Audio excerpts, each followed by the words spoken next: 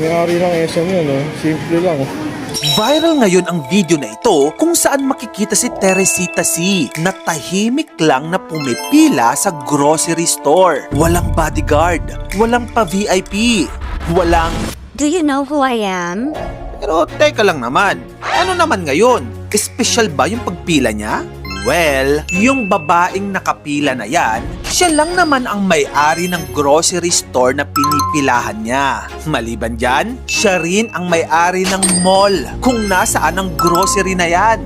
And speaking of mall, alam mo ba kung ilan yung malls niya? 99! Wow.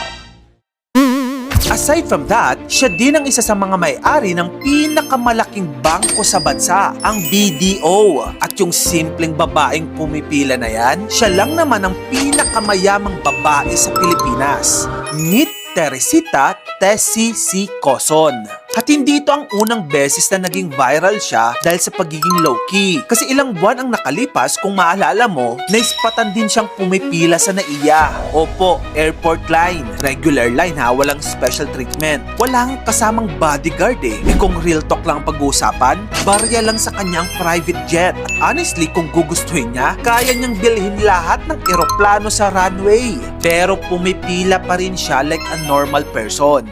Teka lang, sino ba talaga to? Behind her name are titles like Asia's Best CEO, Best Retail Banker, 50 Most Powerful Women, at syempre, Richest Woman in the Philippines. Si Tessie C ay anak ng founder ng SM, si late Henry C. Pero itong pinaka-interesting, hindi siya lumaki na parang Disney princess na nakaupo lang sa mansyon. At the age of 8, sinasama na raw siya ng kanyang tatay sa pagtitinda ng sapatos. Imaginein mo yon, from selling shoes to helping run of the biggest business empires in the world. At gaano kalaki ang empire nila? Yung SM Investment Corporation alone, worth trillions of pesos sa market value. Yung BDO, biggest bank in the Philippines by assets. At ayon sa estimates, ang personal net worth ni Tessie C ay around $2.4 billion.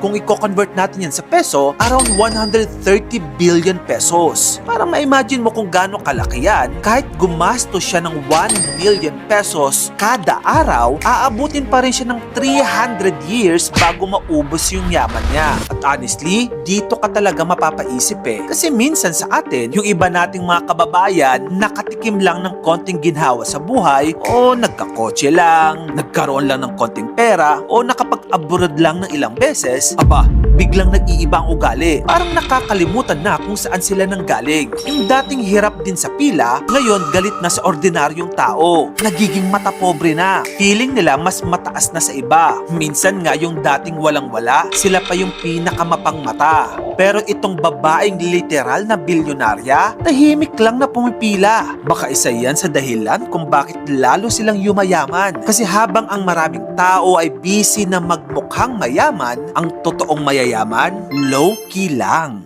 Kung gusto mo pa na mag-get pang klaseng contents, dito lang yun sa channel ko kaya follow ka na. Mag-subscribe ka na rin sa aking YouTube channel. Yun lang, maraming salamat sa panonood mga kamagkano.